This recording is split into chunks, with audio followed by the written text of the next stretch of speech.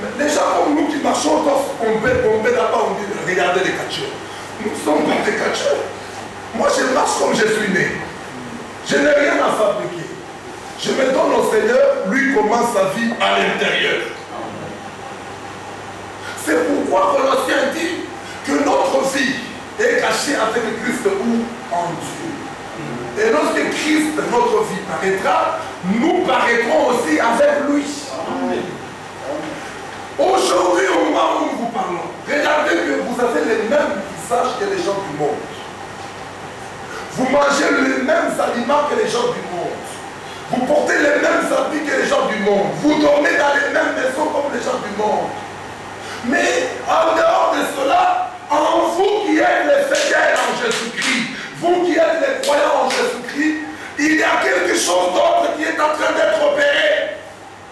Dieu est en train de renouveler toutes choses en vous. Ça, le monde n'a pas encore vu.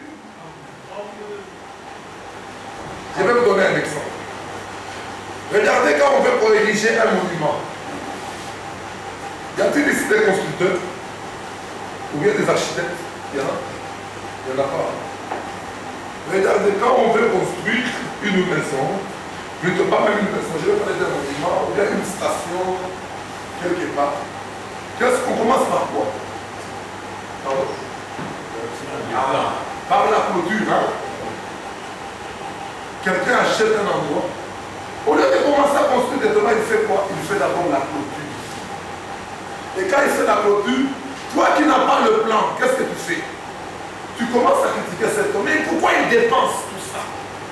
Au lieu d'aller directement au but, il sait ce qu'il pousse. Et après la clôture, on va faire des fouilles, qu'on appelle fouilles. C'est-à-dire qu'on doit maintenant mettre le plan par terre, en traçant les tranchées, tout ça, toutes ces traces-là. Parce que moi, j'ai travaillé dans toutes les constructions. Alors, on fait toutes ces histoires là-bas, pas forcément le plan qui est là. Et quand on le fait, c'est déjà clôturé. Et quand on a clôturé, le travail commence là à l'intérieur. Pour connaître le travail qui est à l'intérieur, il faut être à l'intérieur. Maintenant, toi qui es à l'extérieur, tu ne connais rien de ce qui se passe là. Chaque fois que tu passes sur la route, tu dis, mais ils font quoi ces gens ici? Ça peut prendre 2 ans, 3 ans, 4 ans, 5 ans. Maintenant, regardez les gens d'aujourd'hui, comme ils sont devenus trop pressés dans la vie. Nous vivons dans un âge de précipitation. Tout le monde est pressé. Les cultivateurs nous font manger des choses crues qui ne sont même pas mûres. Les chauffeurs au volant, surtout ici en Inde, c'est toujours bon. Donc c'est toujours, tout le monde est pressé. Regardez comme ici, il n'y a pas de code là. On dit là, il y a des codes là, parce que chacun peut quitter là-bas, l'autre veut sortir. Donc les gens sont pressés. C'est un esprit qui est généralisé sur la terre. Mais maintenant, regardez. Dans le naturel, il y a aussi des gens aussi pressés. Toi maintenant qui es pressé, qui veut connaître ce qui se passe là à l'intérieur, qu'est-ce que tu fais? Tu vas venir, tu ouvres la tôle là, tu forces. Et quand tu regardes dans la tôle, tu vois quelque chose là, je ne sais pas quoi. Et alors, quelle sera grande ta déception? Tu diras, mais donc toutes ces années ici, ils passent seulement leur temps à faire une bêtise comme ça. Tu le dis pourquoi? Parce que toi, tu ne connais pas. On nous a vu ici, on va rester dans Ephésiens 1. Donc, toi, c'est parce que tu ne connais pas le plan. Mais lorsque l'architecte, lui, qui connaît le plan, et l'ingénieur arrive dans la même construction, il regarde comment les choses avancent, les choses sont là. Oh, vous verrez l'architecte acclamer les mains. Et il dira vraiment, l'œuvre avance très vite. L'œuvre est réellement au chronogramme, comme on dit dans les termes de construction. C'est-à-dire qu'il n'y a pas de retard. D'ailleurs, nous sommes presque en avance. Pourquoi l'architecte dit ça? Parce que l'architecte, lui, il a la compréhension du plan, il a l'interprétation du plan. C'est la même chose avec vous. Regardez que Dieu voulait former un homme nouveau. Et pour former l'homme nouveau, il fait une construction de clôture. Et la clôture, c'est quoi? C'est ce que je vois ici.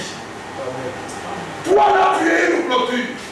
Maintenant, l'architecte, c'est qui? C'est Dieu qui a son plan. Amen. Et lui, Dieu, quand il entre en toi, qu'est-ce qu'il fait? Il commence à Maintenant, les gens du monde regardent, mais cet homme, son visage ne change pas. Il marche de la même manière. Il est toujours là-bas, mais qu'est-ce qui se passe? Oh, mais lui-même, la personne, et l'architecte, ils sont conscients qu'il y a un grand travail qui se passe là à l'intérieur. Amen.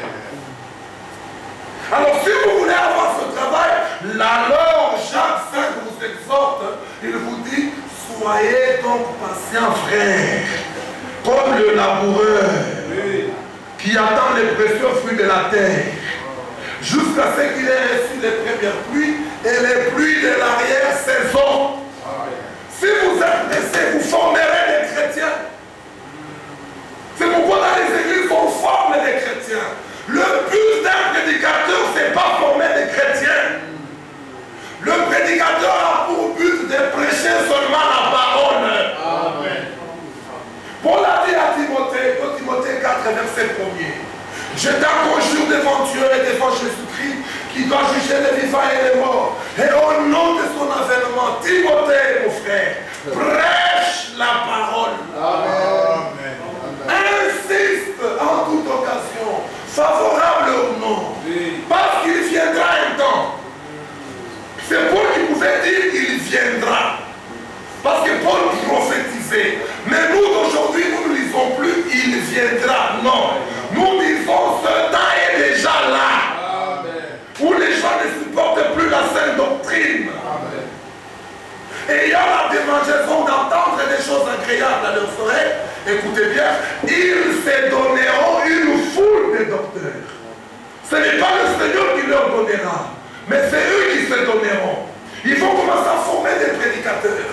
Toi tu es apôtre, toi tu es prophète, toi tu es ceci. Mais nous ici, nous ne sommes pas les prédicateurs.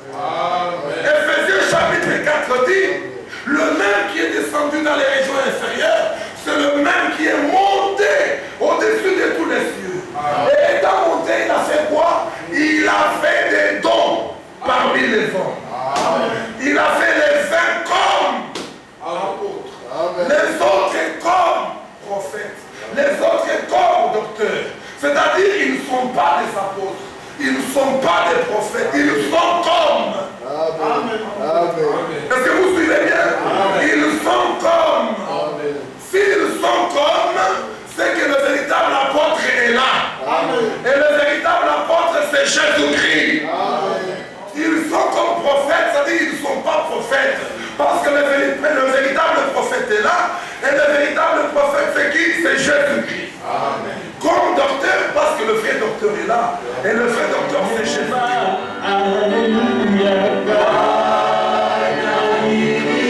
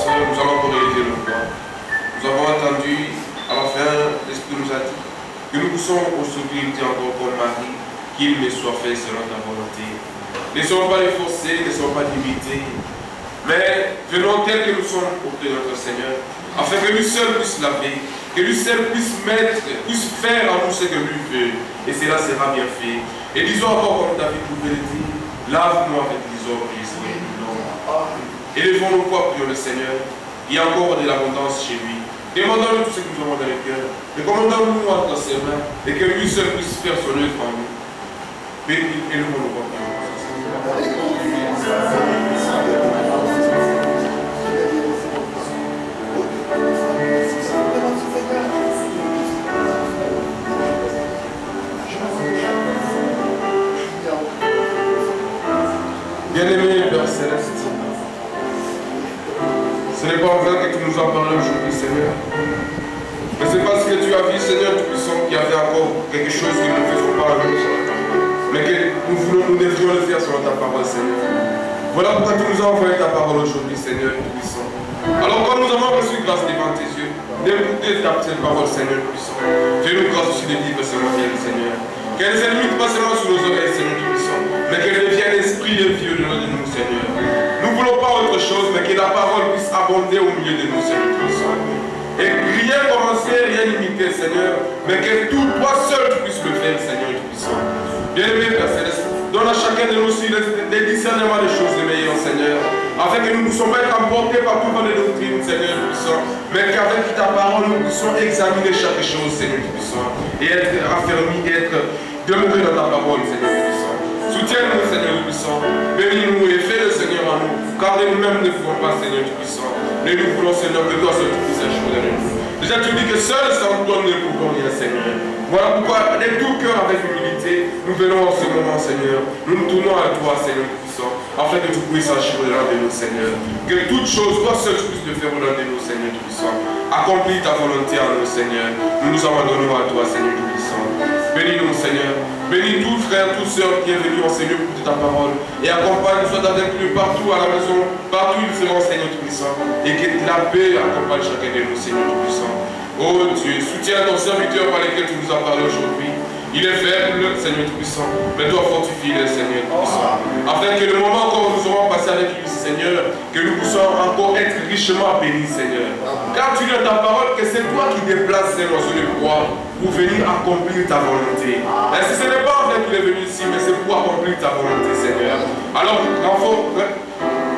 fortifie-le, Seigneur Tout-Puissant, et que son séjour encore qui reste parmi nous soit une grande bénédiction pour nous, Seigneur.